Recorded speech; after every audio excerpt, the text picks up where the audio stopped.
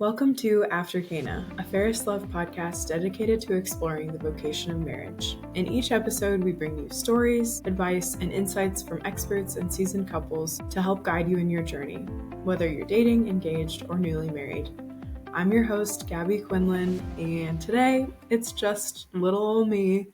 I wanted to make a compilation episode because we've had some really awesome guests on this season and they've given some killer advice on dating, marriage, engagement. But today I want to focus on dating in particular. I think in the Catholic world, it's a major pain point for a lot of young people that, they struggle to find the right person. Dating apps, the entire dating scene is just really tricky to navigate. And so this episode is all about putting together a bunch of super solid tips from people who are truly experts in this topic to help you live your singleness well and to find holiness in that season as you look for your future spouse. And so to kick off the conversation, I wanted to read a little excerpt from an awesome book on love and relationships. It's called Men, Women, and the Mystery of Love. It's by Dr. Edward Sri, who's amazing, as you all know. But this book has some serious gems for anyone who wants to explore this topic, or especially people who are, in the seasons of dating and engagement, in my opinion. The excerpt that I'm going to read for you guys today is from chapter 13. The chapter title is Single, Training for Marriage Right Now. And here it goes. You want to use your single years as a time to practice, to fine-tune the many virtues you will need to live out a strong marriage someday, if in fact God leads you to that vocation. Here are a few things you can put into practice right now while single. These tips will not only help you get ready for marriage someday, they will also help you to make a choice to live a certain way now, so that you can make your life more of a gift to God and to others in whatever state of life you may find yourself. Become a man or woman for others. Marriage will push you beyond what you could ever imagine in terms of generosity, love, and sacrifice. Suddenly, you will find yourself with another person and all of his or her needs, desires, expectations, and preferences, not to mention weaknesses, fears, hurts, and faults. And then, if you are blessed with children, you'll have little people who constantly need your care and attention, and you'll find less and less time for yourself. For many, the transition from singlehood to marriage and family life can be completely overwhelming. Marriage certainly comes with many thrills and joys, but also many unexpected challenges, trials, and crosses. Why is marriage so demanding? I know a priest who, when preparing couples for marriage, says to them on the first day, "You might think you know what marriage is, but you don't. Here's the real definition of marriage. Marriage is never getting to do what you want." He says it with a smile, somewhat jokingly, but there is a truth here. We have seen how betrothed love entails a complete gift of oneself, and that requires a real dying to one's own interests, comforts, and preferences in order to serve one's beloved. Such sacrificial, self-giving love is hard for everyone, but it is especially challenging if during our singlehood we get too used to doing what we want all the time. When we are single, dating, and engaged, we can, for the most part, live however we want. We can do what we want, spend our time how we want, spend our money how we want, hang out with our friends whenever we want. But in marriage, we are challenged to realize at a much deeper level how life is not all about me. We may know this as a single person, but we are confronted with this reality in a much more intense way when we enter marriage. If we have devoted much of our single years, however, to pursuing our own interests, entertaining ourselves, avoiding conflict, and doing what we want all the time, it will not be easy for us to make sacrifices, to seek out what is best for our spouse, to be patient with our beloved's shortcomings, or to wake up at 3 a.m. to take care of a crying baby. But right now, whether you are single, dating, or engaged, you have dozens of opportunities to sharpen your sword and practice service to others. Every day, God gives you many ways to get more outside of yourself and to serve other people's needs. Apart from God's grace, nothing will prepare you more for the realities of marriage. In an era that tends to view the young adult years as a time for self-discovery and having fun, single people should be even more intentional about being selfless, about living to serve other people's needs and not just their own. So the rest of the chapter is also incredible, and I highly recommend this book again. But I love that Dr. Sri shares with us how essential sacrificial love is in marriage and how easy it is to not know what that feels like or not know what that looks like as a single person. It's true that when you're single, you have a lot of freedom in terms of being able to do the things that you want to do when you want to do them. And that does change a lot when you get married. But I think it's really good to remember that you can really sanctify your singleness by denying yourself those little pleasures or all of those little conveniences that come very naturally in that state of life. Dr. Sri gives some tips on things you can do, practical things you can do to be selfless in your singleness. One of them is, for example, fulfilling your commitments. When you say you're going to do something, doing it, following through, being a person of integrity, a person that other people can trust. That is a skill that carries over into marriage. Absolutely. He also encourages people to seek opportunities to serve, right? So maybe you're at a social gathering and you see someone who is lonely in the corner, not talking to anyone, and you would rather just talk to the people you know, but instead you go out of your way to make that person feel welcomed. That's a really simple way that you can serve in singleness. Another really important thing he mentions is not running away from conflict, but rather addressing conflict in a really healthy way. So not being passive aggressive with roommates, coworkers, etc., but embracing the directness and kindness that comes with a healthy conflict and moving forward from whatever that conflict might be. So that's a really great skill you can learn too. So there are a ton of other great tips in this book. Really, this episode is for the single person who's either trying to navigate the dating world or the person who's just not getting any dates at all and is really frustrated with this period of time. What we really want to encourage you in is that you can start living your vocation now, right? So I love this phrase just for so many things, but dress for the job you want. If you want to be a great spouse one day, become a virtuous man or woman now.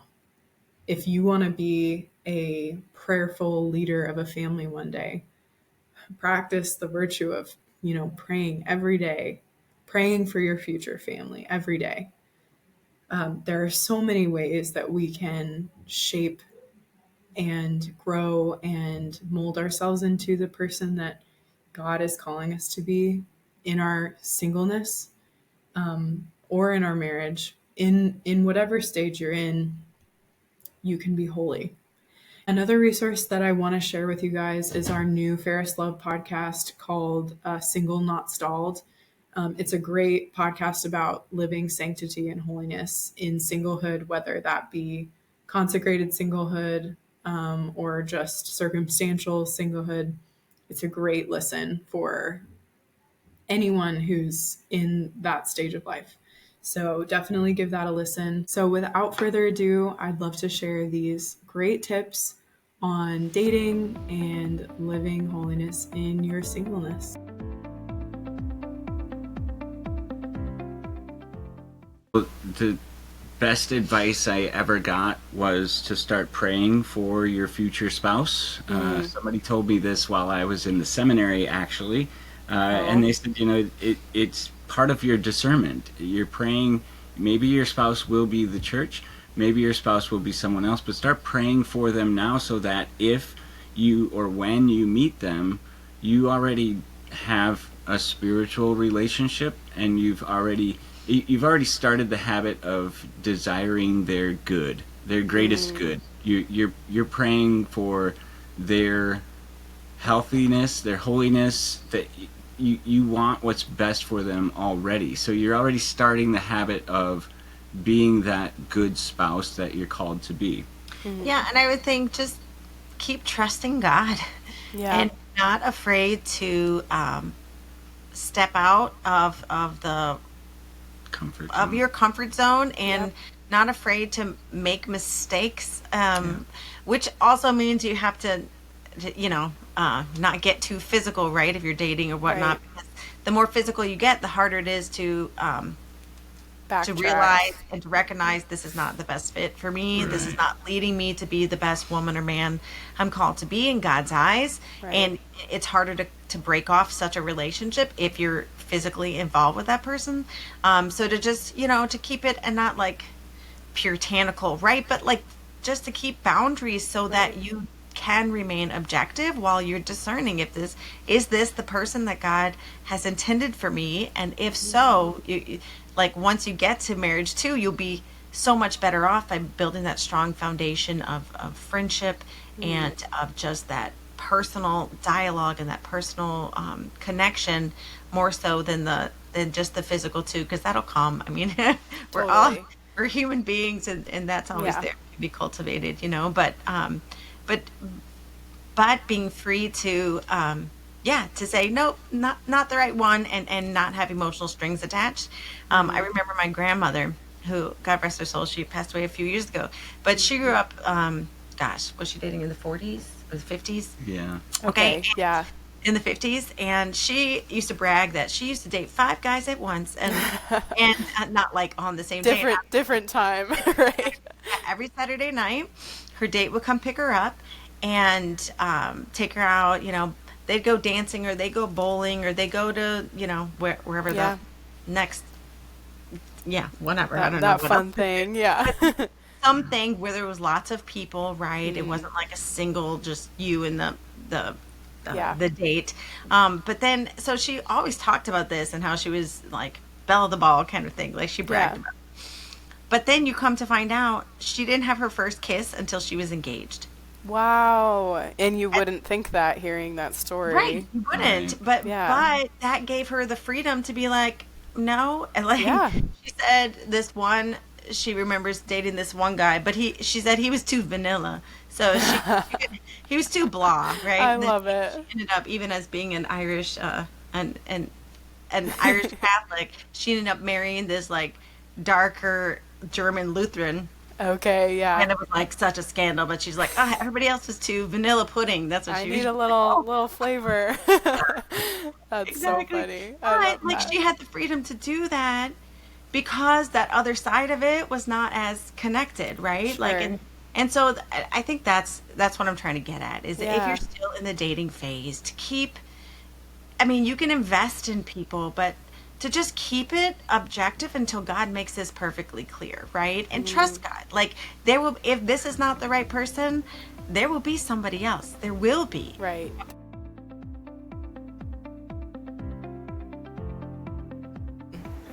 Dating with intention. What does that mean to you? Why is that so important to date with intentionality as Christians? I think it's the number one thing, the most important thing. And I think I've witnessed the, downsides of not being intentional in my own life and in the close lives of others that I'm close with, because I know how bad it hurts when you sort of just get tangled with another man or with another woman, and then eventually in like 4 or 5 months in, you're like, wait a minute, they don't want what I want, or they're Right. just not, like, how did I not see this earlier, that they're just not aligned with what I want. So those things really hurt, and for someone who is, a highly sensitive person or an empath, or just, having that godly sensitivity, who's not really used to playing around that much when it comes to dating, those things can really hurt. So when it comes to being intentional helps you follow the Lord instead of just your own heart's desires that you feel in the moment. Right. It's a lot about, protecting yourself from, sometimes even from yourself. So if you are intentional about dating, about your vocation, you will have already prayed about, okay, am I ready to get married in this next season of my life? Or am I just on this dating app for fun? Because if that's the case, then if there is going to be no fruit from what we are doing. Right. And I used to be that before. I was just on dating apps for fun, and when some really good man texted me, I was like, okay, but I'm not ready for marriage. I don't want to get married this early. Yeah. So I think intentionality builds up from the point where you decide that, okay, maybe right now is a good time, that the Lord is calling me to take on responsibility of another human being that I am responsible for, to take to heaven. Right. Right. And that is a beautiful perspective, because whoever you are dating as a Christian, and them and you are both daughter and son of the Lord. And so if someone is that precious, you wouldn't really want to meddle with, with them, if they are not really, if it's not really meant to be. So being intentional really allowed me, when I started doing it, it allowed me to bring the Lord in. It allowed me to be very discerned, to discern properly if they are the one, if the Lord Right. is calling me to go deeper in there or to back off. It really helped me to understand, what are the good, what are the bads, am I okay with this person's flaws. Right. You get to know all those things when you intentionally approach the relationship, when you ask questions on purpose, when you initiate conversations on purpose to understand where you're heading.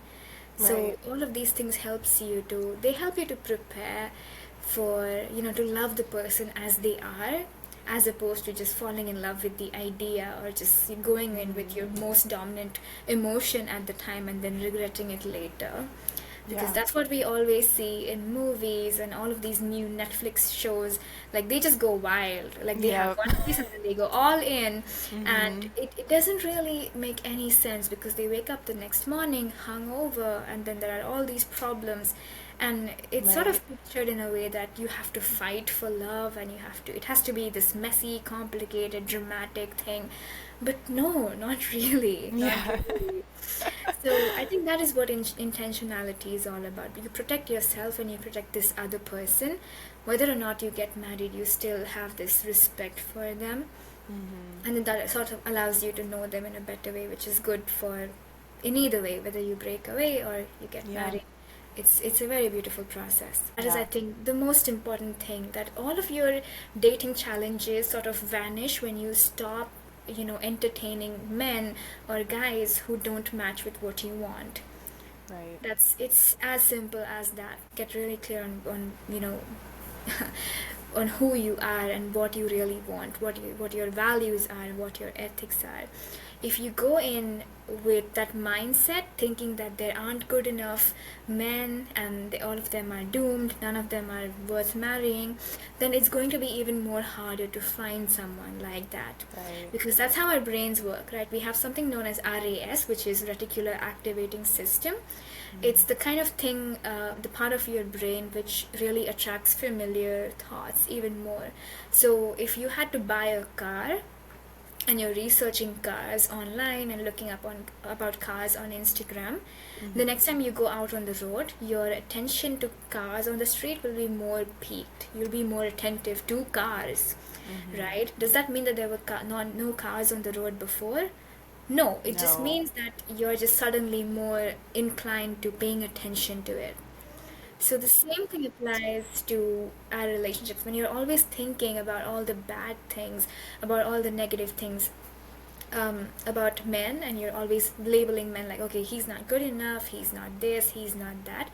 Even if some good man is in your area, it's going to be hard to notice that.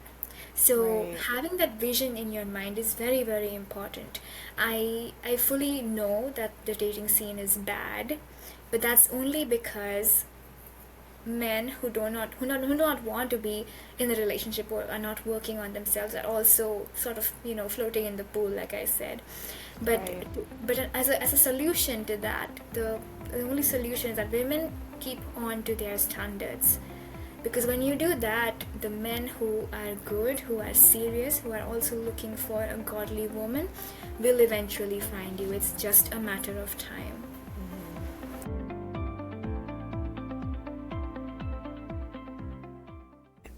What would you say are things that, women who are dating, men who are dating, what should you look for in a person, in a potential future spouse that, Yeah, you want to bring into a marriage, but you haven't yet, so you have that flexibility, obviously. right. So I would first and foremost look for someone who shares my faith. I think that's Yep. critical. I think years ago that Agree. was just a no-brainer, but we've gotten more progressive as a people and didn't think that it mattered. And here's the thing, your faith, we can tell our friends that they don't have to have our faith, but they need to find someone who shares their faith because they're bringing children into this relationship. And we make decisions based off of our faith. We actually treat one True. another based off of our faith. We approach apologizing and forgiving based off of our faith. Some faiths don't value that. Well, I need to marry a man who Right. knows how to apologize and how to forgive. I mean, that's important to me, Yep. very important to me. So I would say the Yes. humility, along with the shared faith, does he have the humility to apologize and to forgive?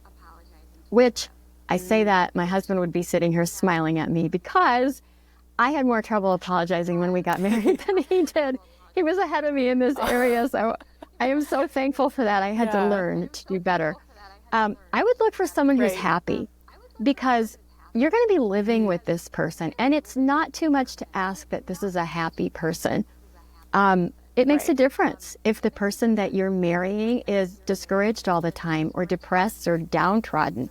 So I would look for someone who can handle life. And that might just be maturity that comes later, but I would prioritize that. And then I would also look for someone who can do life on their own and isn't dependent upon you, and who will give you the Yes. freedom to live your life. If you're dating someone who, in the name of love, but it's not love, it's control, if they need to know where you are all the time, if they need to be tracking you on their phone, if you need to answer to them for how you spent your time, or they don't want you to spend time with any of your friends because they're threatened by that, that's a big Right. red flag, and don't do it.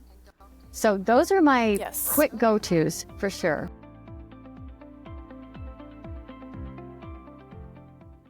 Any inspiration or advice for someone out there listening who might be, struggling in, the dating scene? What would be a piece of advice or inspiration that you guys would give those people? If you truly really if you really feel like you're struggling and I keep trying, but I'm not getting it right, is to really pursue the sacraments, because our humanness is always going to fall short.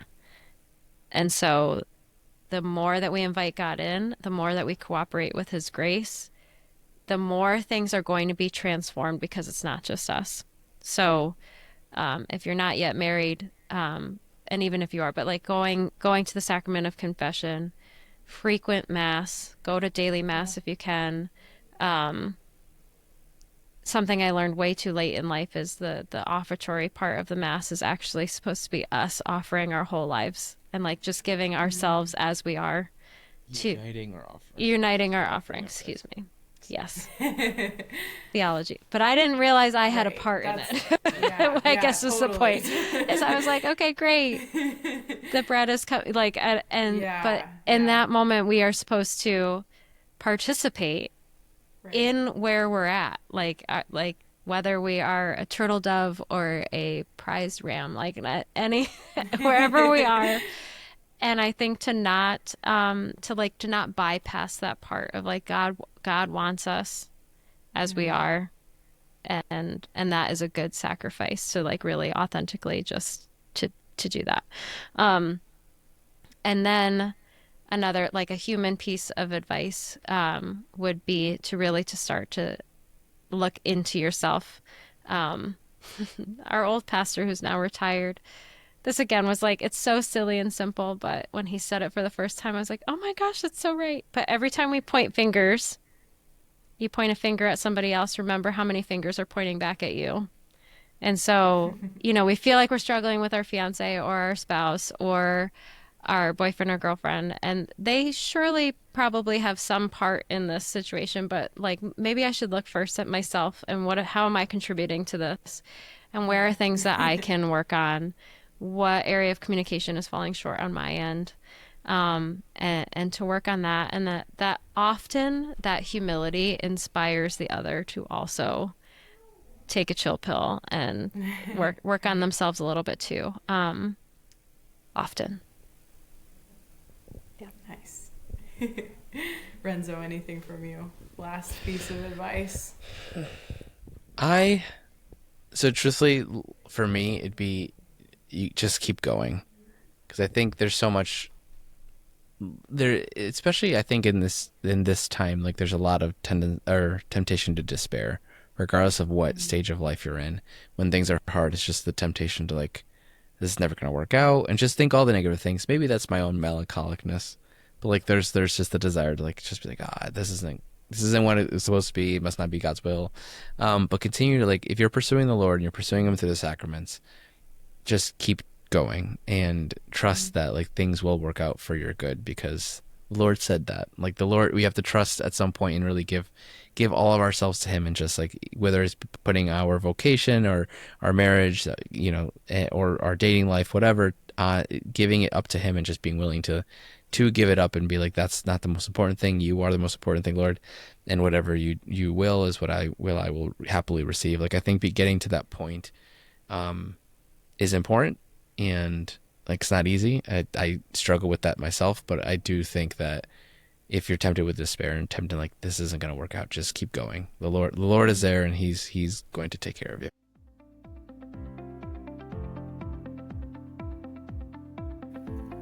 If you enjoyed this episode of AfterCana, share it with a friend, leave a review, or head to the Ferris Love website for more resources on building relationships and families of faith.